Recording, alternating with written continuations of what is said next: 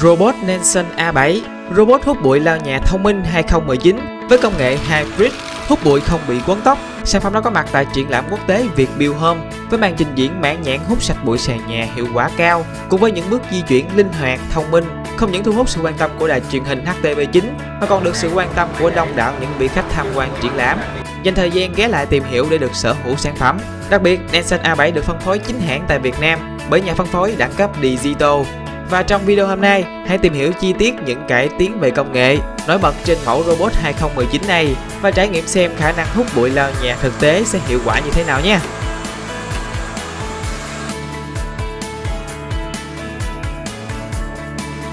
Trước khi tiến vào hút bụi lau nhà thực tế, hãy cùng tìm hiểu một chút về thiết kế và những công nghệ mới trên robot hút bụi lau nhà Nansen A7. Đầu tiên về thiết kế với ngôn ngữ là Simple is the best. Không quá nhiều chi tiết phức tạp nhưng vẫn toát lên vẻ đẹp hiện đại của sản phẩm. Với bề ngoài bóng bẩy nhìn rất là sang trọng, chất liệu nhựa ABS cứng cáp, logo robot in nổi trên bề mặt. Mặt trên bố trí một phím bấm duy nhất dùng để bật tắt robot làm việc ở chế độ tự động. Hiện thực cho tiêu chí làm việc với một nút nhấn, bạn không phải thiết lập rườm rà. Phía trước là thanh cản có điểm nhấn, giúp robot chống va đập, cũng là nơi chứa các cảm biến để robot chuyển hướng khi gặp vật cản, không bị mắc kẹt lại ở bất cứ đâu. Thiết kế với độ mỏng chỉ 7,8mm, giúp cho robot có thể chui xuống bên dưới các vật dụng nội thất để vệ sinh sạch sẽ.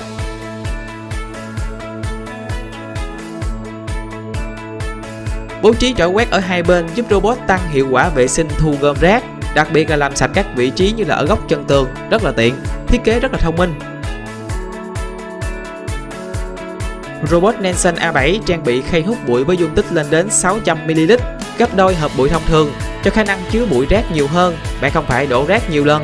Một trong những cải tiến tiên phong cho các sản phẩm của robot 2019 là công nghệ hút bụi Hybrid, không còn sử dụng những thiết kế chổi quét thông thường nữa, nên dòng sản phẩm robot Nansen A7 sẽ không bị quấn tóc.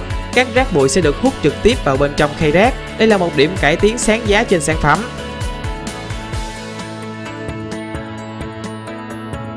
Robot được trang bị động cơ hút bụi với công suất 1400 Pascal và có chế độ turbo tăng cường lên đến 1800 Pascal ở chế độ Max. Với lực hút cực mạnh đảm bảo hút sạch được hầu hết những loại rác trên sàn nhà bạn. Với màn trình diễn ở triển lãm cũng đã làm không ít các khách hàng tham quan ngạc nhiên với hiệu quả làm sạch của robot. Mặc dù công suất cao nhưng sản phẩm chỉ đạt độ ồn dưới 60 decibel, chỉ như một chiếc máy lạnh đang làm việc mà thôi. Bạn có thể ngủ ngay khi robot đang làm việc. Nansen A7 còn được trang bị hệ thống bánh xe siêu bám Raw Rover và động cơ motor cho bánh xe mạnh mẽ, giúp robot di chuyển linh hoạt, làm việc nhanh chóng, còn mang lại khả năng vượt qua các rào cản lên đến 0,62 inch và thậm chí có thể leo lên dốc với độ nghiêng 15 độ. Robot Nansen A7 là sản phẩm mới nhất cho năm 2019 và dĩ nhiên sẽ được trang bị công nghệ điều khiển tiên tiến nhất. Ngoài điều khiển từ xa qua remote, sản phẩm còn hỗ trợ điều khiển bằng điện thoại và đặc biệt có hiển thị bản đồ lộ trình làm việc của robot trên điện thoại, rất là hiện đại. Ngoài ra còn có thể xem phần trăm pin, xem thời gian robot đã hoạt động, diện tích nhà đã làm sạch, rất là chi tiết, hẹn giờ cho robot làm việc, vân vân. Với giao thức điều khiển là Wi-Fi thì bạn có thể điều khiển robot từ xa. Chỉ cần ở bất cứ đâu có mạng internet là bạn có thể bật điện thoại và khởi động robot làm việc từ xa. Khi về đến nhà thì mọi thứ đã sạch sẽ hoàn hảo. Không dừng lại ở đó, sản phẩm còn hỗ trợ điều khiển bằng giọng nói thông qua trợ lý ảo Alexa hoặc là Google Assistant. Đây gần như là giao thức điều khiển hiện đại nhất hiện nay, góp phần thành công cho dự án ngôi nhà thông minh Smart Home.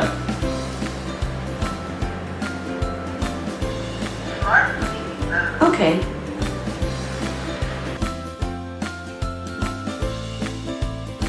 Và mình sẽ thực hiện một video clip chi tiết hơn về tính năng điều khiển bằng giọng nói này. Tiếp theo, robot Nansen A7 cũng được trang bị các công nghệ tự động như là chống rơi cầu thang bằng các cảm biến độ cao, giúp cho thiết bị hạn chế tối đa khả năng rơi vỡ, làm việc an toàn. Trang bị tính năng tự quay về để sạc khi sắp hết pin, luôn sẵn sàng cho những phiên làm việc tiếp theo, tự chuyển hướng khi gặp vật cản, không bị mắc kẹt lại ở bất cứ đâu, vân vân.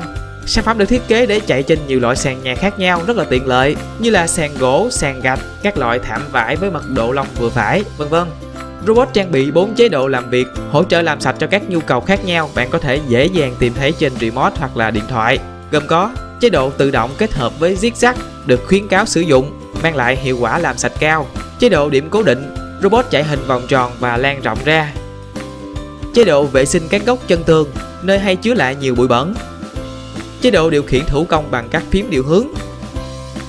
Robot còn hỗ trợ thiết bị tường ảo. Đây là phụ kiện giúp bạn ngăn không cho robot làm việc ở các khu vực không mong muốn, ví dụ như là nhà vệ sinh. Và mua hàng trong dịp năm mới, Đẳng cấp Digital sẽ tặng bạn miễn phí phụ kiện tường ảo này. Sản phẩm được tích hợp cả chế độ hút bụi và lau nhà. Chuẩn bị cho thao tác lau nhà, chúng ta sẽ sử dụng đến một khay hộp lau nhà, chỉ cần lắp khăn lau và cho nước vào, có thể pha loãng với các dung dịch lau sàn. Như vậy là đã có thể thực hiện lau sàn nhà. Theo như khuyến cáo thì bạn nên hút bụi trước rồi mới lau nhà để có hiệu quả làm sạch tốt nhất, mặc dù sản phẩm vẫn có thể vừa hút bụi vừa lau nhà nhé. Và sau đây là một số hình ảnh thêm về khả năng hút bụi lau nhà thực tế của robot Nansen A7, hãy cùng tham khảo.